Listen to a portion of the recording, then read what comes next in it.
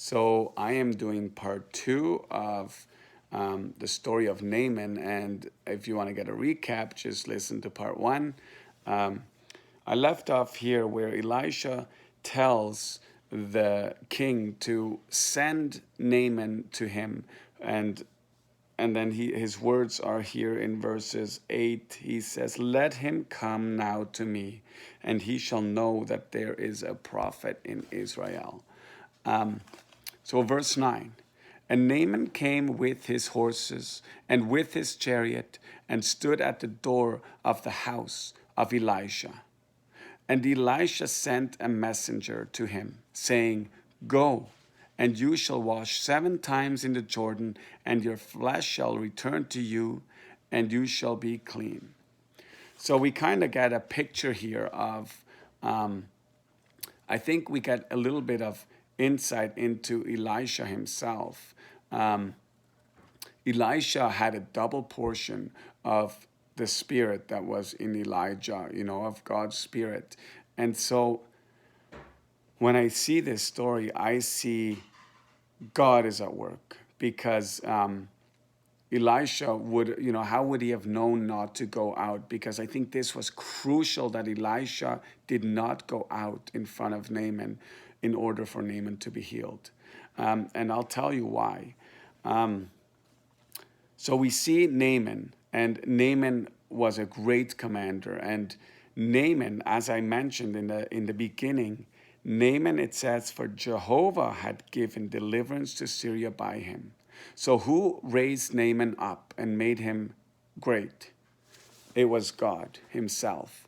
And God raised him up and made him great. Who did not know that?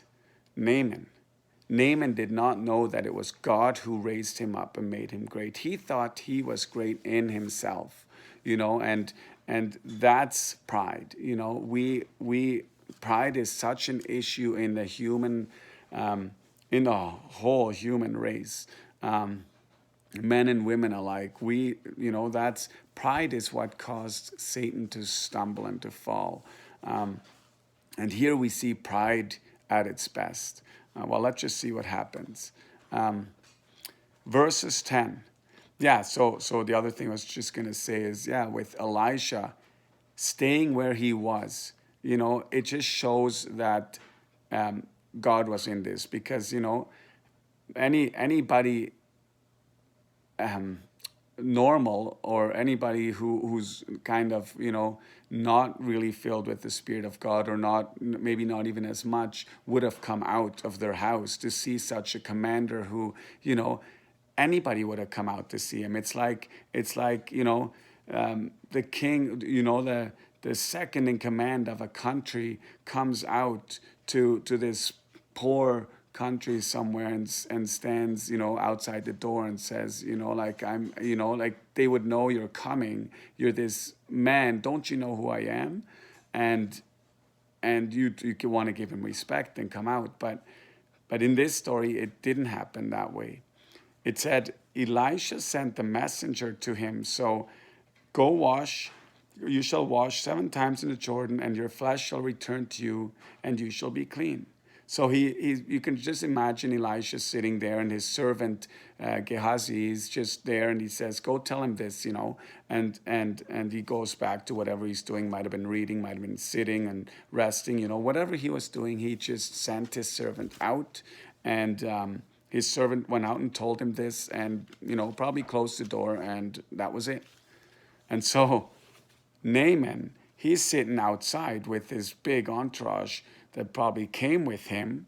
And it says in verse 11, "And Naaman was angry and went on and said, Behold, I said, he will certainly come out to me and will stand and call on the name of Jehovah his God and will wave his hand over the place and take away my leprosy."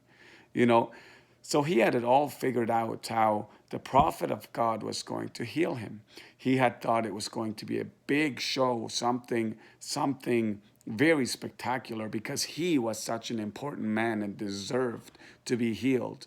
And he was going to pay him handsomely for it. And and it's just pride in all of it. There's so much I. And then verse 12 again, are not Abana and Pharpar, the rivers of Damascus, better than all the waters of Israel? Shall I not wash in them and be clean? And he turned and went on in fury. So he was steaming mad because here's a man, he was so used to respect and prestige, and he was just so used to people coming out, probably even bowing to him, and just in fear of him because of who he was, and of his great military victories. He would have had all the respect. And now there's this prophet who doesn't even show his face, in this no good for nothing land that he's gone to, um, he was just angry and furious and mad. And in all of that, in his pride, he lost sight of why he even came, of what was really important. What is his pride going to do for him being full of leprosy? His pride isn't going to heal him. He completely forgot the reason he came, and his pride clouded everything. His whole judgment, his pride was something that God needed to deal with before he could clean Naaman of his leprosy. There's a verse that says, God resists the proud, but gives grace to the humble. So we see here that Naaman needed to face his pride. And actually, God is going to use Naaman's servants.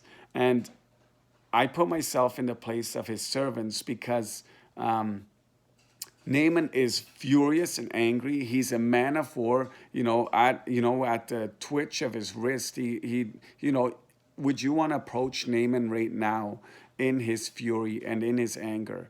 And because it could cost you his life. He could lash out just because he is so angry right now.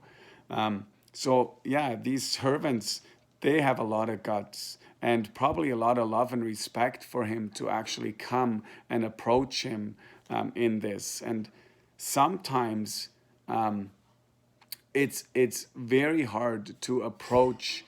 When we see something like this in other people, doesn't even have to be like this, but you need to go and approach somebody, and the Lord has put it in your heart. We need to do that, even though it might not be good for us at all, or comfortable, or it may actually hurt us. We have to be obedient to God and do that anyway. And like these servants, they go. It could cost them their lives, but they go and they're gonna talk to Naaman and bring him back down to earth. So in verse 13 we are. And his servants came near and spoke to him and said, My father, if the prophet had spoken a great thing to you, would you not do it? How much rather then when he says to you, wash and be clean? So they're like, listen, isn't this a reason that you came here? Didn't you come here to be cleaned? Did you come here to have this prophet come out and give you respect and bow before you and you display your mighty might before him? Is that why you came, or did you come to be healed? And they kind of put it to him back to exactly why he came. And Naaman, he has a choice to make. Am I gonna listen, or am I gonna just go back home and miss what God is actually wanting to do in me? And all to Naaman's how do I say this, to his what's the word, to his it's awesome that he actually responded in the way he did. No, I still can't think of the word. Hun, do you know what I'm trying to think? Yeah, all to Naaman's credit, he actually starts to think and says, yeah, what am I actually doing? And he says this, he went down and dipped in the Jordan 7 times. So you can just imagine this scene unfold before the soldiers and before all the people who came with. And there might have even been a crowd of other people following, because this man would have been well known, for a great military leader. And as he pulls off the layers, his armor, and as he pulls off probably those clothes that distinguish him from the others, and he just slowly strips off the layers. It's almost like he's stripping off his pride, and he stands there probably just with some towel wrapped around his waist, and he is no more undistinguishable than anybody else. He looks like he's just common. He looks like an ordinary man, just like anybody else around him. And so he goes to the river, and he's Naaman. He's just a man, and no more high and mighty. He's full of leprosy, or has leprosy on his body, and he goes into the water, and he starts to dip in the water. He dips 1, 2, 3, 7 times. And I didn't mention this before, but 7 is kind of a number of completeness in the Bible. It says it in verse 35 in chapter 4 of the previous, where the boy sneezed 7 times. Elisha says he must wash 7 times, and here he washes 7 times, and it's like the number of completeness, to be made whole again. So we see in verses 14, he does this, and according to the word of the Lord, and his flesh returned like the flesh of a little boy, and he was clean. So it says like the flesh of a little boy. So even more humbling too is that I wonder that all the scars and the battle wounds and all these marks that he would have had on his body, I wonder if they were all gone. I wonder if he was completely, his skin wasn't the skin of a seasoned warrior, of a man, but it says of his skin in verses 14 again, his flesh returned like the flesh of a little boy. So God completely healed him and gave him flesh like a little boy. And I think that would have been humbling too, to have a flesh of a little boy and not of the man. And well, it was just a spectacular miracle that happened here. And Naaman, he did this all now, having laid aside his pride, having laid aside all the things that he was so used to. He's finally getting a glimpse of he is not so big and so great and mighty. He cannot even heal his own leprosy. And he's kind of, I believe he's beginning to see that it is God who does a work in a man or in a woman. It is not he himself who can do these things. And he realizes, he learns a great lesson here. And I believe Naaman one day he will be in heaven because of just the rest of the story. So it says, and he went back to the man of God, he and all his company. So there would have been a lot with him, and came in and stood before him. And it's funny because now Elisha comes out, and Elisha had to stay in at first because of his pride, because of Naaman's pride. Before he wasn't allowed coming out, but now he comes out, the pride having been dealt with. Behold, now I know that there is not a God in all the earth except in Israel. What a powerful statement that he just says here. And now please take a blessing from your servant. And he said, as Jehovah lives, before whom I stand, I shall not take. And he pressed on him to take, but he refused. So again, we see how God works. God does not need our bribes. He does not need payment. God's salvation, God's works are free. God is not, it's like in the story of just that I had said talked about earlier in another one of these videos, where God gives bread and there were leftovers. You know, God is not greedy. God is not stingy. God, you know, gives abundantly, and because he doesn't need anything, and he's trying to show, no, this, I'm a God, this is a free gift. You know, you, because if you pay for it, then it's like, well, you know, I kind of, you know, I earned it, you know, I paid for it. But now he can't even say that. God healed him for no reason at all.